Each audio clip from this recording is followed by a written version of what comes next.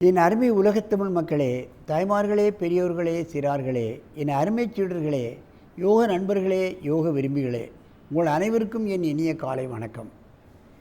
கலைஞர் தொலைக்காட்சி நிகழ்ச்சியில் நலமுடன் வாழ என்னும் பிரிவில் யோகாசனத்திற்கு அதிகாலை வேளையில் முதல் நிகழ்ச்சியாக முக்கியத்துவம் தரப்படுகிறது என்பதை நீங்கள் அறிவீர்கள். மாதக்கணக்கில் அல்ல, வருடக்கணக்கில் இந்த நிகழ்ச்சி நடைபெற்று கொண்டிருக்கிறது. 10 ஆண்டுகளுக்கு மேன்பாக மக்களிடம், உலக தமிழ் மக்களிடம் இவை பரவலாக பின்பற்றப்பட்டு வருகிறது. இந்த நிகழ்ச்சி தினமும் நூற்றுக்கணக்கான பேர் ஃபோன் மூலம் சொல்கிறார்கள், கேட்கிறார்கள். இந்த ஆசனத்தை பழகினேன், எனக்கு இந்த நன்மை கிடைத்தது, இதை நான் மற்றவர்கள் கற்றுத்தரலாமா, நான் யோகாசன ஆசிரியராக மாறலாமா எல்லாம் கேட்டுக்கொண்டிருக்கிறார்கள். ஏனென்றால் அங்கே ஆசிரியர்கள் கிடையாது. இங்கே வந்து பழகி கொண்டு போகிறார்கள் வெளிநாட்டினவர்கள். இந்தியாவில் வந்து பழகி அங்கே போனால் அவர்களுக்கு அதில் ஒரு தனி பெருமை கிடைக்கிறது. ஏனென்றால் இது யோகம் என்றால் அது இந்தியாவுக்கு உரிமையானது, குறிப்பாக தமிழ்நாட்டுக்கே உரிமையானது. ஏனென்றால் இங்கே தான் சிவன் கோயில் அதிகம், சிவன் தான் இதற்கு அதாரிட்டி, ஆதிகுரு. அவர் பார்வதிக்கு சொல்லி, பார்வதி வந்து அகஸ்தியருக்கு சொல்லி, நாரதருக்கு சொல்லி அப்படியே பரவி வந்த கலையாகும் இது. குருகுலமாகத்தான் பழக வேண்டும், புஸ்தகம் மூலமாக பழக முடியாது, டிவியை பார்த்து அந்த காலத்தில் அதெல்லாம் கிடையாது. அந்த காலத்தில் மக்கள் தங்கள் குழந்தைகளை காட்டுக்கு அனுப்பிவிடுவார்கள் முனிவர்களிடம். அவர்கள் அங்கேயே தங்கி 18 வயது வரைக்கும் இந்த யோகங்களை பழகி அவர்கள் நாட்டுக்கு திரும்புவார்கள். வேறு அங்கே ஹிஸ்ட்ரி, ஜியாகிரஃபி, கம்ப்யூட்டர் சயின்ஸு, இன்ஜினியரிங்லாம் கிடையாது. இதுதான் மனிதன் எப்படி வாழ வேண்டும், எப்படி ஒழுக்கமாக இருக்க வேண்டும் என்று தான் அந்த யோகம் பயின்றவர்களுக்கு கற்பிக்கப்படும். அதுதான் சிலபஸ். அந்த நிலையில் இன்றைக்கு பாருங்கள், நமக்கு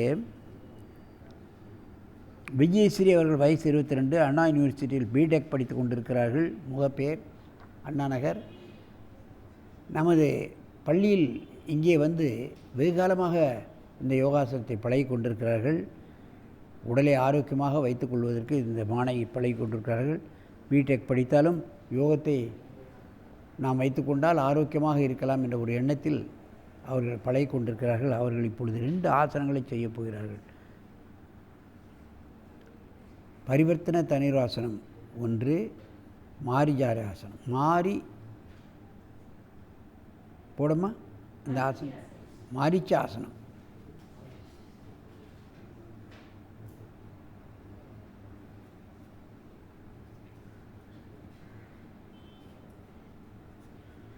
மாரீச்சாசனம்.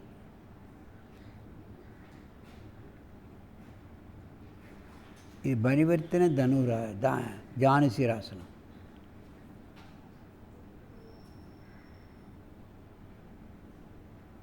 உடல் அப்படியே திருப்பப்படுகிறது.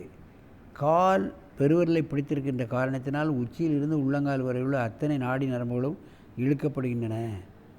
முதுகெலும்பு ட்விஸ்ட் பண்ணப்படுகிறது, திருகப்படுகிறது. அடுத்த கால்.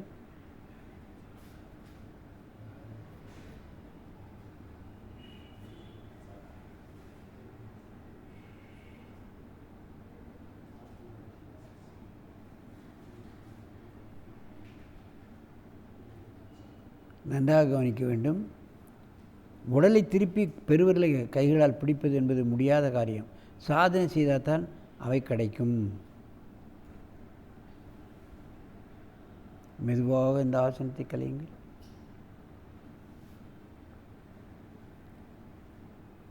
இப்பொழுது திரும்பி செய்ய வேண்டும். இங்கே பார்க்க திரும்புங்க, டர்ன் பண்ணி செய்ய.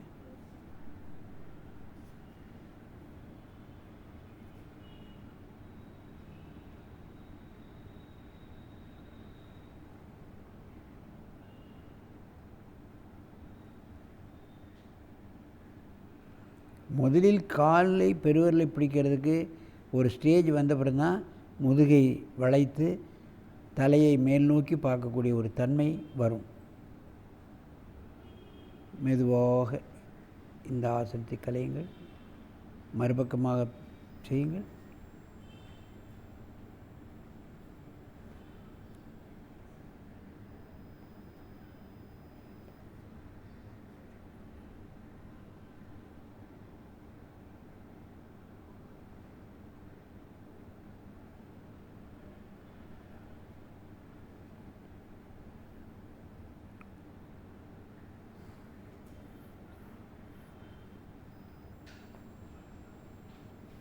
இப்பொழுது இந்த மாரீச்சாசனத்தை செய்யுங்கள். நேராக இருந்து கொண்டு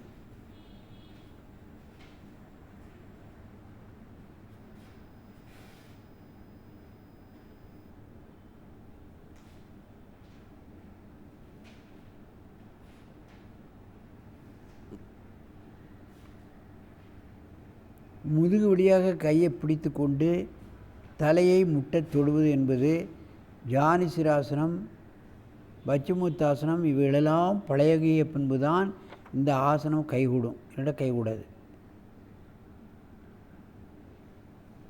பச்சுமுத்தாசனம் ஜானுசிராசனத்தில் என்னென்ன பலன்கள் கிடைக்கிறதோ அத்தனை பலன்களும் இந்த ஒரே ஆசனத்தில் நமக்கு கிடைக்கும். இப்பொழுது இடது காலை மடக்கி செய்யுங்கள்.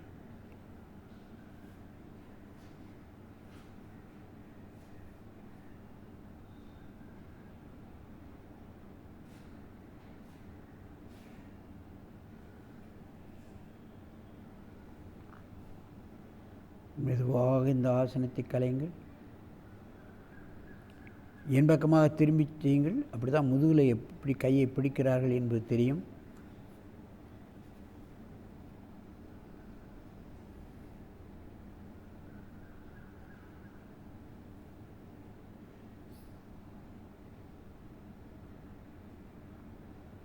பின்பக்கமாக செய்கிறார்கள் பாருங்கள்.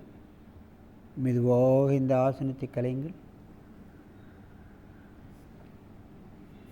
வேண்டாம், பத்மாசனத்துக்கு போங்க.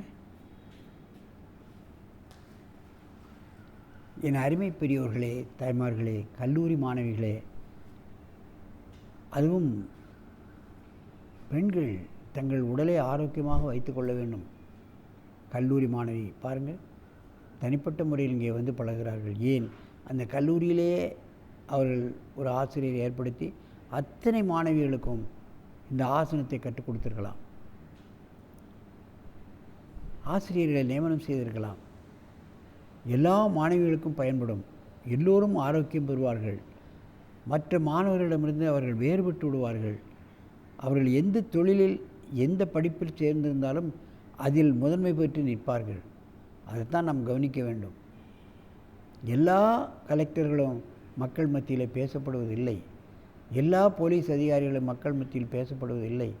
எல்லா அரசியல்வாதிகளும் மக்கள் மத்தியில் பேசப்படுவதில்லை. ஆனால் ஆசனம் செய்பவர்களுக்கு மக்கள் மத்தியில் தனி மதிப்பு கிடைக்கும். அதுதான் நம் உண்மை. ஆகவே இதுபோன்ற ஆசனங்களை பெண்கள் ஆண்கள் என்று பிரிவில்லாமல் எல்லோரும் பழகி தங்கள் உடலையும் உள்ளத்தையும் ஆரோக்கியமாக வைத்துக்கொண்டு நெடிது எளிது வாழ வேண்டும் என்று கேட்டு உங்களிடமிருந்து விடைபெறுவது ஆசனம் ஆண்டியப்பன். வணக்கம்.